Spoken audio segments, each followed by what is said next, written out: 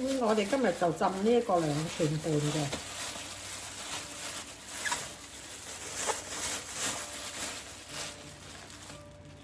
咁我哋將佢洗乾淨啦，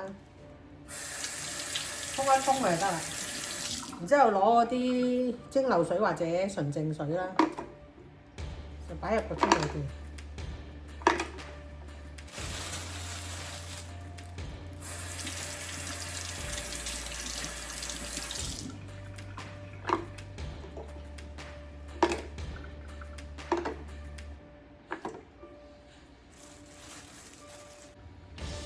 咁我哋放8隻好啦，因為咧佢會發大嘅。咁到時俾啲空間佢發大咯。我哋每邊放8隻，浸1日。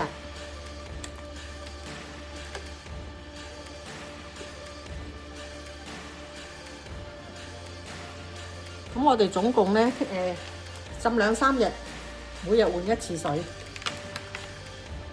咁我哋浸3日。2、3日睇下發個程度，而家可以放入雪櫃啦。咁呢度咧，我哋已經浸咗1日啦。咁啊，我哋睇下佢倒晒啲水出嚟啦。咁我哋就咁倒出嚟，攞一條出嚟睇下，已經發大咗少少啦。咁我哋將嗰啲水倒咗佢啦。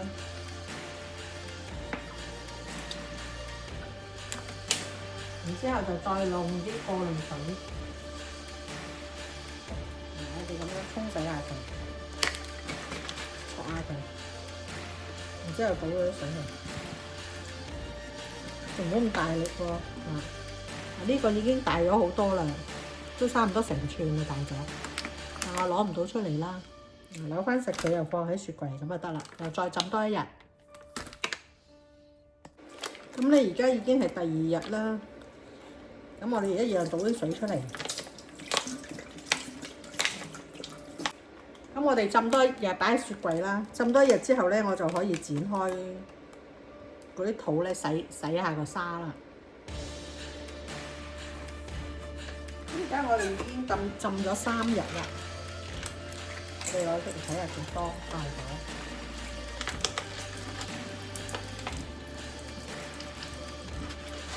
咁我哋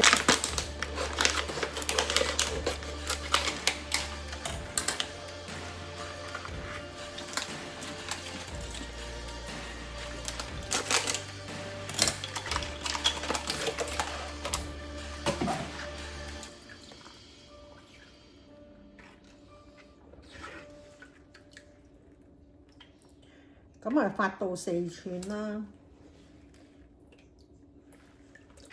然之後咧，我哋就將佢剪開佢啦。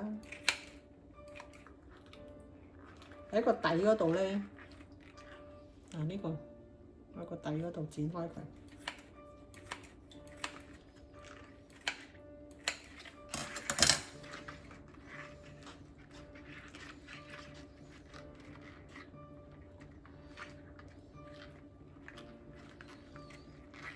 有呢個頭嗰度有啲硬塊咧，我哋就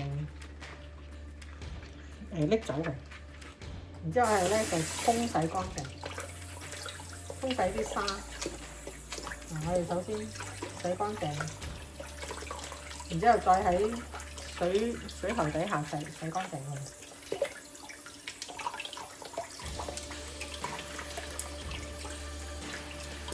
沖佢，然之後就擺喺個碟度。將佢剪開，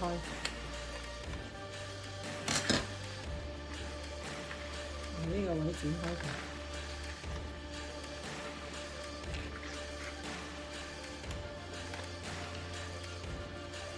就係咁啦，搣走佢。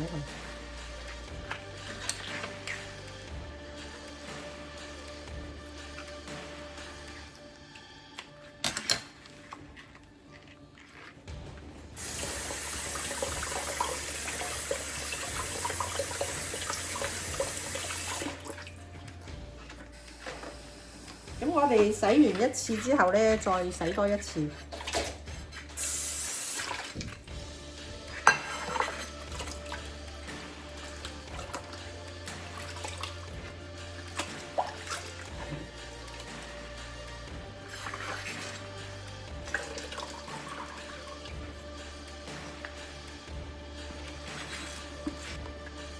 咁咧就排喺啲薑上邊，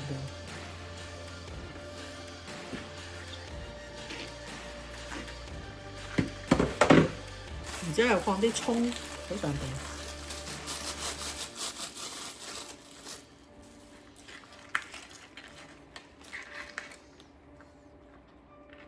就攞去蒸啦。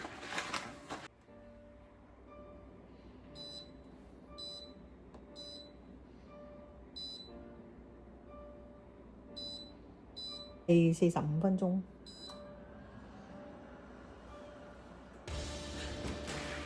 咁咧，而家我哋蒸好咗啦，就攞出嚟攤凍。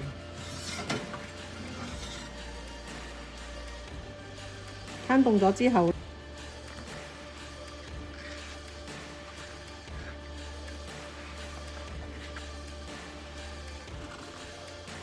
咁呢啲就唔要啦。我哋就將放落啲過濾水之後咧，就放入去雪櫃，再繼續發，發到佢軟身為止。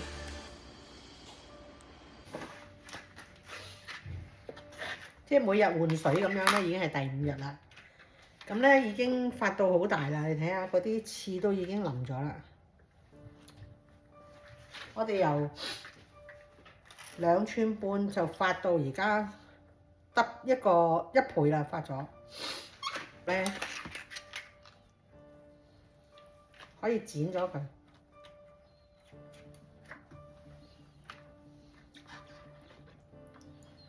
我哋反出嚟，嗰個頭咧，個嘴嗰度咧可以咁樣剪咗佢，因為之前係太硬咧，未浸得發開咧，呢根咧留翻係好有益嘅。呢個嘴呢度咧，我哋咁樣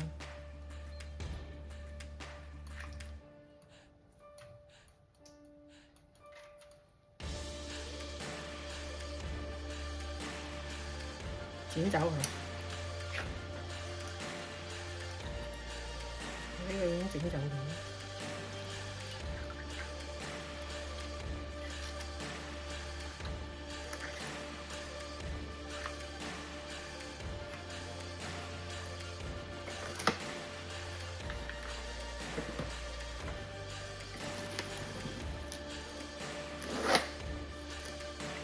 大約8、9寸深就得㗎啦。然之後咧，我哋將佢，譬如我一次食2條嘅份量，咁我就將佢喺個角落頭嗰度轉一個圈，然之後再兩邊包起，然之後就咁樣，咁樣咧就放去急凍嗰度咧，隨時攞1份出嚟。1個人2個人咁樣，你就可以1、2份咁攞，食幾多攞幾多出嚟啦。咁咧就可以保存12個月嘅。如果喺急凍嗰度。